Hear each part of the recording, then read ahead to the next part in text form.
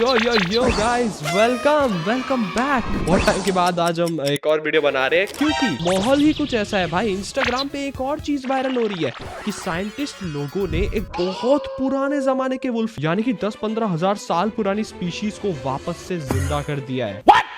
Scientist को उस wolf के कुछ डीएनए ट्रेसेस मिले फॉसिल में से। फिर उन लोगों ने एक रैंडम स्ट्रीट डॉग को सरोगेट बनाया और फिर उन लोगों ने उस वुल्फ की स्पीशीज को वापस जिंदा कर दिया है ना? कितनी शॉकिंग बात। तो आज हम उसी टाइप के कुछ मिथिकल क्रिएचर्स को देखने वाले हैं जो एक टाइम पे शायद एग्जिस्ट करते थे। अब इस बारे में कितनी बातें सच है और कितनी झूठ वो तो हम आज ही पता लगाएंगे। बट हाँ, अगर आपको इस टाइप के वीडियोस देखने में मजा आता है तो चैनल को कर देना सब्सक्राइब, वीडियो को कर देना लाइक। बढ़ते हैं। ओके, तो ये वीडियो बनाई है हॉश टीवी ने। तो लेट्स सी इस वीडियो के अंदर क्या है दोस्तों। ठीक है, हियर वी गो। बेशक मिथिकल क्रीचर्स का जिक्र रिलीजियस किताबों में भी आया था और इस जमाने में भी आए दिन देखने को मिलता रहता है, लेकिन असल हैरानी तब होती है जब डिस्कवर होता है कि ये सारे क्रीचर्स रियलिटी में प्री हिस्टोरिक अर्थ का ही हिस्सा थे। ये वीडियो मेरी सीरीज का पार्ट 4 है और पिछले पार्ट्स में तो आपने बहुत प्यार दिया था, इसलिए इस वीडियो को भी पूरा देखना। हाँ गाइस, अगर मेरी वीडियो पे भी व्यूज आते हैं तो ये 3 वीडियोस भी हम देखेंगे। ठीक है, लेट्स गो। भाई यहाँ पे क्या हो रहा भाई? Number 7, Indus worm. Ancient Greeks की 2400 साल पुरानी राइटिंग्स में लिखा हुआ है इंडियन सब कॉन्टिनेंट के इंडस रिवर में एक बहुत ही बड़ा वर्म पाया जाता है। साथ में एंशिएंट ग्रीक्स का मानना था कि इंडियंस इन इंडस वर्म्स की हंटिंग भी करते हैं फ्लेमेबल ऑयल हासिल करने के लिए। इंडिया में तो ऐसे किसी वर्म का जिक्र नहीं मिलता, लेकिन हाँ, आज से मिलियन ईयर्स पहले सच्ची में इंडस वर्म जैसे आर्थ्रोप्लूरा पाए जाते थे। इन एनिमल्स के पास लार्ज कैसे नाम है भाई? आर्थ्रोप्लूरा, ये किस टाइप का नाम है? लैंड इन्वर्टिब्रेट होने का रिकॉर्ड है क्योंकि ये साइज में वॉक्सवैगन बीटल के बराबर थे। इतना बड़ा ये क्रीचर। पर हाँ, ये वर्म्स से नहीं बल्कि मिलीपीड्स से रिलेटेड थे। आर्थ्रोप्लूरा तो इस दुनिया में 290 मिलियन ईयर्स पहले पाए जाते थे। What the heck? 290 million years ago? फिर तो I don't think so humans भी होंगे तब। जब इवन डायनासोर्स भी इवॉल्व नहीं हुए थे, तो फिर इंडस वर्म की क्या रियलिटी है? तो देखो, असल में ग्रीक्स इंडियंस को फ्लेमेबल ऑयल इस्तेमाल करते हुए देख काफी हैरान थे। इसी वजह से जमीन से हासिल होने वाले फ्लेमेबल ऑयल को ग्रीक्स ने मिथोलॉजाइज करके मिथिकल इंडस वर्म के साथ जोड़ दिया। और पॉसिबल है इस इंडस वर्म का कॉन्सेप्ट ग्रीक्स के पास रियलिटी के आर्थ्रोप्लूरा के फॉसिल से आया हो। नंबर 6, वोथियनॉय। भाई ये तो एकदम मेंढक जैसा दिख रहा है यार। स्लाविक मिथोलॉजी में वोथियनॉय नामी इंसान के साइज का फ्रॉग एग्जिस्ट करता है।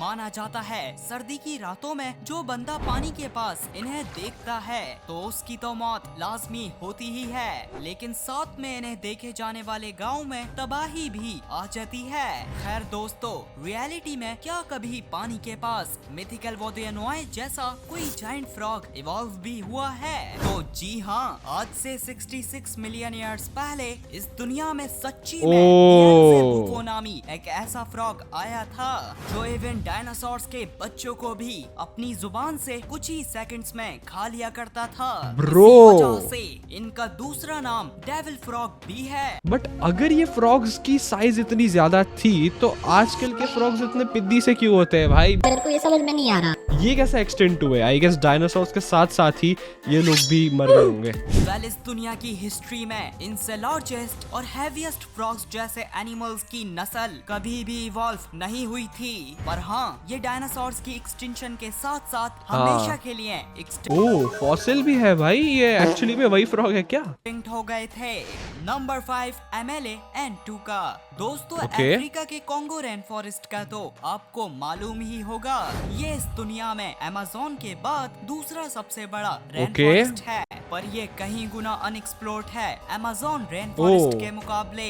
इसलिए आज भी इस रेन फॉरेस्ट के ट्राइबल लोग बहुत से मिथिकल क्रीचर्स देखने का दावा करते हैं और उसी में से एक मिथिकल क्रीचर एमेले-एंटुका है। साइटिंग्स के मुताबिक ये क्रीचर बिल्कुल एक सेराटॉप्सियन डायनासोर की तरह दिखाई देता है, जिसके सर में एक हॉर्न और पीछे बड़ी सी टेल होती है। लेकिन तमाम एक्सपर्ट्स का मानना है सेराटॉप्सियन डायनासोर्स क्रेटेशियस एक्सटिंक्शन में बिल्कुल भी सरवाइव नहीं कर पाए थे। तो फिर भाई वो राइनो होगा, या तो राइनो की कोई ऐसी प्रजाति होगी जो अनडिस्कवर्ड होगी, क्योंकि इसने बताया वो जंगल सिर्फ 20% एक्सप्लोर्ड है भाई। इसलिए मिथिकल MLAN2 का रियलिटी में मॉडर्न राइनोस हो सकते हैं। या। लेकिन यहाँ एक मसला ये है कि अफ्रीका में जो 2 राइनोसेरस की स्पीशीज पाई जाती हैं, दोनों के सर में 2 हॉर्न्स होते हैं और दोनों की ही टेल छोटी होती है। यही वजह है कि MLAN2 का असल में राइनोसेरस की कोई अनडिस्कवर्ड स्पीशीज है। Possible। तो जी हाँ, इसकी वजह यह है कि पहले जमाने में आर्सिनोइथेरियम और मेगासेरोप्स जैसी न जाने कितनी राइनो जैसे एनिमल्स की नस्लें एक्सिस्ट किया करती थी, और उन्हीं में से एक आज MLAN2 का नाम से कोंगो में छुपी हुई है।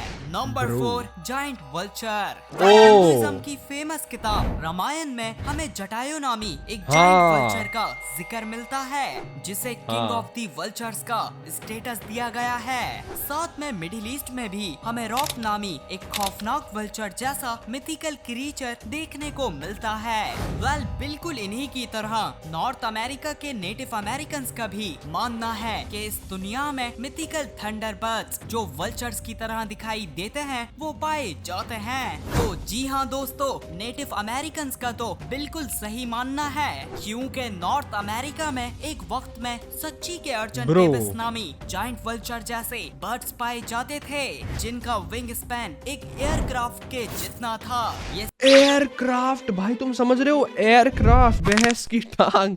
अबे उसका कितना ज्यादा वजन होगा, फिर भी वो उड़ पा रहा है वो बर्ड भाई, डैम। और पुरानी स्टोरीज में तो ऐसा भी लिखा है कि जो वल्चर हुआ करते थे ना, वो इंसानों को अपने ऊपर बिठा के भी ले जा सकते थे, उतनी उनकी कैपेसिटी होती थी। मतलब समझ रहे हो? साइज अगर हम इंसानों से कंपेयर किया जाए तो कहीं गुना बड़ा है, इसलिए तो वही। ये किसी भी मैमल का बड़ी आसानी से शिकार कर सकते थे। लेकिन हाँ दोस्तों, अर्जेंटेविस तो 6 मिलियन ईयर्स पहले ही एक्सटिंक्ट हो गया। Dam, 6 million. मतलब अभी की जनरेशन में अगर देखा जाए तो जो ईगल है वो वल्चर के छोटे के भी छोटे वर्जन है, या मतलब ईगल भी तो वाइल्ड ही होता है देखा जाए तो। मगर इनकी फैमिली के कुछ जाइंट मेंबर्स 10,000 साल पहले तक जिंदा थे, इसलिए इन्हीं से नेटिव अमेरिकन्स को मिथिकल थंडरबर्ड्स का आइडिया आया होगा। Number 3, Erymanthian boar. दोस्तों, ग्रीक मिथोलॉजी में फेमस गॉड हरक्यूलिस नादानी में अपने बीवी बच्चों को मार देता है, और इसी की पनिशमेंट में हरक्यूलिस को 12 मुश्किल टास्क दिए जाते हैं, और उन्हीं में से सबसे एक मुश्किल टास्क एरिमेंथियन बोर को कैप्चर करना था। ये मिथिकल बोर कहानियों में बहुत ही खौफनाक क्रीचर बताया गया है, पर क्या हिस्ट्री में इतना कोई खतरनाक बोर आया भी है? तो जी हाँ, रियलिटी में इस दुनिया में कहानियों से भी खौफनाक डेओडॉन पाए जाते थे, जो मॉडर्न बोर्ड्स की तरह ओमनीवोरस हुआ करते थे, और साथ में इनकी अजीब सी चीक बोन्स भी हुआ करती। ये देख रहे हैं इसका स्ट्रक्चर कितना अजीब सा है भाई, यहाँ से कुछ कर्व आ रहा है इसका अजीब सा ही। बट मैं ये सोच रहा हूँ दोस्तों कि पहले के जमाने में इतने सारे बड़े क्रिएचर्स कैसे थे, और अभी के जमाने में इतने छोटे छोटे क्रिएचर्स क्यों है? लाइक इतना कोई जायंट क्रिएचर, एलिफेंट से भी जायंट क्रिएचर काफी रेयर ही दिखता है आज के समय में। थी बिल्कुल बोर के रिलेटिव्स वार्टहॉग्स की तरह। इसी वजह से डेओडॉन को ही हिस्ट्री में आने वाला सबसे अजीब एनिमल फोटोज तो खूंखार है भाई। खैर मजीद अजीब बात तो ये बाप है रे, कि डेओडॉन मॉडर्न बोर्ड्स से ज्यादा रिलेटेड नहीं थे, बल्कि इनके मॉडर्न क्लोजेस्ट लिविंग रिलेटिव्स और वेल्स जैसे मैमल्स हैं। नंबर 2, लवायथन। कुछ दिनों में आपने लवायथन का तो जरूर सुना होगा। असल में इस क्रीचर का सबसे पहला जिक्र 2500 साल पुरानी हिब्रू बाइबल में मिलता है, जिसमें से खतरनाक सी सरपेंट जैसा क्रीचर बताया गया है। पर दोस्तों, दिल हिला देने वाली बात तो यह है कि लवायथन के जैसे सी सरपेंट्स इस दुनिया की तकरीबन तमाम मिथोलॉजीज में अपीयर हुए हैं। भाई हर एक माइथोलॉजी में अलग अलग नाम से लेविथन को जाना गया है भाई। और किसी मिथिकल क्रीचर का इतना अपीयर होना कोई इत्तेफाक तो नहीं हो सकता। तो जी हाँ, रियलिटी में आज से 50 मिलियन ईयर्स पहले पेलियोफिस कलोसियस नामी लार्जेस्ट सी स्नेक्स पाए जाते थे, और इनको अपने जमाने का सी सरपेंट कहना गलत नहीं होगा, क्योंकि इनका साइज 4 सुजुकी एल्टो के जितना था। 4 सुजुकी अल्टो भाई, डैम। इसलिए शायद पैलियोफिस के कुछ रिलेटिव्स हजारों साल पहले तक समंदरों में सरवाइव कर गए होंगे और उन्हीं की साइटिंग्स ने बाद में लवाएथन जैसे मिथिकल क्रीचर की कहानियों को जन्म दिया होगा। और वैसे भी मैं आपको कई मर्तबा बता चुका हूँ, हमारी इस दुनिया का समंदर बहुत अनप्रिडिक्टेबल है, Yes. जिसमें कहानियाँ रियलिटी में बदल जाती हैं। और यही वो समंदर है जिसमें अर्थ में आने वाली तमाम एनिमल्स के मुकाबले सबसे खतरनाक चीज लिवियाटन नामी व्हेल इवॉल्व हो गई थी। I mean, like, ओशन ही एक ऐसी जगह अभी बच गई है जहाँ पे बड़ा से बड़ा क्रिएचर देखने को मिल सकता है, क्योंकि ओशन एक्सप्लोर ही नहीं हुआ है। तो किसको क्या पता कि नीचे कैसे कैसे मॉन्स्टर्स अभी भी जिंदा है, लाइक फॉर रियल। और इंट्रोडक्शन के लिए इसके जॉस में मौजूद दांत इतने शार्प और बड़े थे कि ये अपने साथ कोएग्जिस्ट करने वाली मेगलाडॉन को आराम से चीर Damn. सकती थी। यही वजह है कि इस प्रीहिस्टोरिक व्हेल का लिवियाटन नाम मिथिकल लेवायथन में रखा गया है। Number 1, Ningen. Around early 2000s Antarctica के में। दौरान बहुत से जापानीज सेलर्स ने अंटार्कटिका के पास निन्गेन नामी एक अजीब सा पानी में तैरता हुआ क्रीचर Alien type दिख देखा रहा है था। भाई। साइटिंग के मुताबिक इस क्रीचर के लंबे लंबे हाथ और साथ में मरमेड जैसी बॉडी थी। और तो और बाद में निन्गेन की कुछ पिक्चर्स भी वायरल हुई थी। Okay, let's see. ये फोटोज तो मेरे को फेक लग रही है, मतलब फेक हो सकती है। I mean, कैसे ही बिलीव करना, में से ज्यादातर Real भी हो पिक्चर्स सकती है। फेक हैं। खैर या। असल सवाल ये है कि क्या मॉडर्न अंटार्कटिका में जो इस जमाने में मुश्किल से थोड़ा बहुत ही एक्सप्लोर किया गया है, वहाँ आज भी कोई निन्गेन एग्जिस्ट करता है? तो जी हाँ, निन्गेन असल में ग्राउंड ओह। स्लॉथ्स की एक्वाटिक नस्ल थैलेसॉक्नस हो सकते हैं। ये एनिमल्स अपने लंबे लंबे हाथों का इस्तेमाल किया करते थे पानी में तैरने के लिए।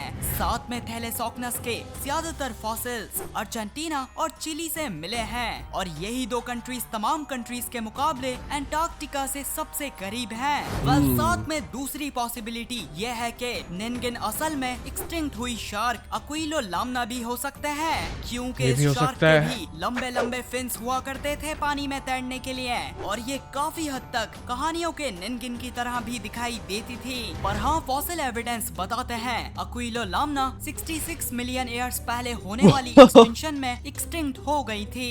लेकिन दोस्तों, इनका सरवाइव करना कोई बड़ी बात नहीं होगी, क्योंकि आज भी शार्क्स की बहुत सी ऐसी नस्लें हैं जो मिलियन ऑफ ईयर्स से इस दुनिया में सरवाइव कर रही हैं। डैम दोस्तों, लाइक कितनी चीजें अनएक्सप्लोर्ड है भाई दुनिया में देखी जाए तो। ये टॉपिक्स तो खत्म नहीं होने वाले, नई नई चीजें आती रहेगी, उन पे वीडियोस बनती रहेगी। मैं अभी इस वीडियो को एंड करता हूँ। मजा आया तो लाइक करना, चैनल पे तो सब्सक्राइब करना, इनके भी मेरे भी। और पीस आउट, बाय बाय।